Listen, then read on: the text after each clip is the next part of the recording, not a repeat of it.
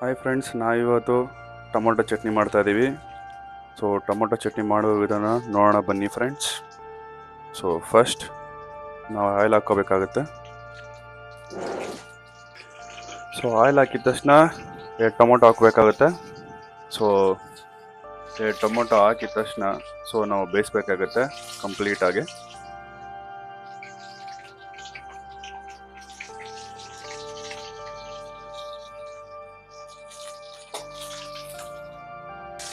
So tomato ಚೆನ್ನಾಗಿ ಬೇಯಿಸಿದ ತಕ್ಷಣ ನೆಕ್ಸ್ಟ್ ಹಸಿಮೆಣ್ಸಿನ್ಕಾಯಿ ಹಾಕಬೇಕಾಗತ್ತೆ. ಸೊ ಹಸಿಮೆಣ್ಸಿನ್ಕಾಯಿ ಕೂಡ ಸ್ವಲ್ಪ ಬೇಯಿಸ್ಬೇಕಾಗತ್ತೆ ಫ್ರೆಂಡ್ಸ್.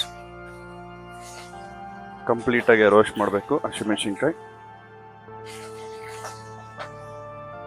ಸೊ ಹಸಿಮೆಣ್ಸಿನ್ಕಾಯಿ ಹಾಕಿದ ತಕ್ಷಣ ವೀಕ್ಷಕರೇ ಇವಾಗ ಈರುಳ್ಳಿ ಹಾಕಬೇಕಾಗತ್ತೆ. ಸೊ ಈರುಳ್ಳಿ ಕೂಡ ಕಂಪ್ಲೀಟಾಗಿ ಬೇಯಿಸ್ಬೇಕು.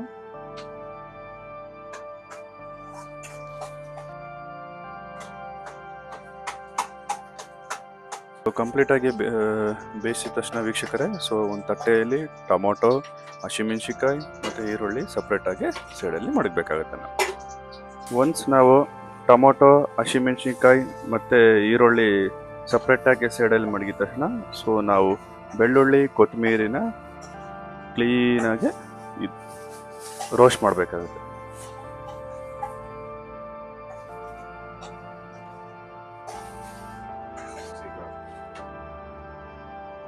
ಸೊ ವೀಕ್ಷಕರೇ, ಒನ್ಸ್ ನಾವು ಕೊತ್ತಂಬರಿ ಮತ್ತು ಬೆಳ್ಳುಳ್ಳಿ ರೋಸ್ಟ್ ಮಾಡಿದ ತಕ್ಷಣ ಇದನ್ನು ನಾವು ಮಿಕ್ಸಿಗೆ ಹಾಕ್ಕೋಬೇಕಾಗತ್ತೆ.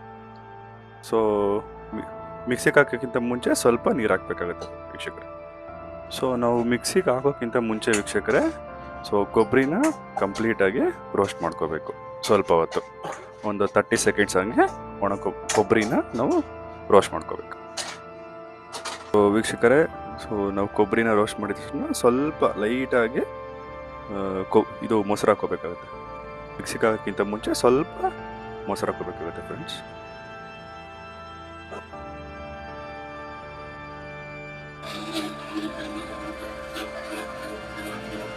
ವೀಕ್ಷಕರೇ, ಮಿಕ್ಸಿಗೆ ಹಾಕಿದ ತಕ್ಷಣ ಈ ಥರ ಕಾಣಿಸುತ್ತೆ. ಸೊ ಅದಕ್ಕೆ ಸ್ವಲ್ಪ ನಾವು ಉಪ್ಪು ಹಾಕೋಬೇಕಾಗುತ್ತೆ ಫ್ರೆಂಡ್ಸ್. ವೀಕ್ಷಕರೇ, ಮಿಕ್ಸಿಗೆ ಹಾಕಿದ ನಂತರ ಔಟ್ಪುಟ್ ನೋಡಿ. ಈ ಥರ ಕಾಣಿಸುತ್ತೆ ನಿಮಗೆ. ಸೊ ಒನ್ಸ್ ಮಿಕ್ಸಿಗೆ ಹಾಕಿದ್ಮೇಲೆ ನಾವು ಒಗ್ಗರಣೆಗೆ ಹಾಕೋಬೇಕಾಗುತ್ತೆ ವೀಕ್ಷಕರೇ. ಸ್ವಲ್ಪ ಮಟ್ಟಕ್ಕೆ ಆಯಿಲು ಆ್ಯಂಡ್ ಆಲ್ಸೋ ಸ್ವಲ್ಪ ಮಟ್ಟಿಗೆ ಈರುಳ್ಳಿ ಆ್ಯಂಡ್ ಸ್ವಲ್ಪ ಮಟ್ಟಿಗೆ ಸಾಸಿವೆ, ಜೀರಿಗೆ, ಸ್ವಲ್ಪ ಮಟ್ಟಿಗೆ ಕರಿಬೇವು ಸೊಪ್ಪು ಆ್ಯಂಡ್ ಸ್ವಲ್ಪ ಮಟ್ಟಿಗೆ ಕೊತ್ತಂಬರಿ ಹಾಕೋಣ ವೀಕ್ಷಕರೇ. ಕಂಪ್ಲೀಟಾಗಿ ಬೇಯಿಸ್ಬೇಕಾಗುತ್ತೆ ಫ್ರೆಂಡ್ಸ್.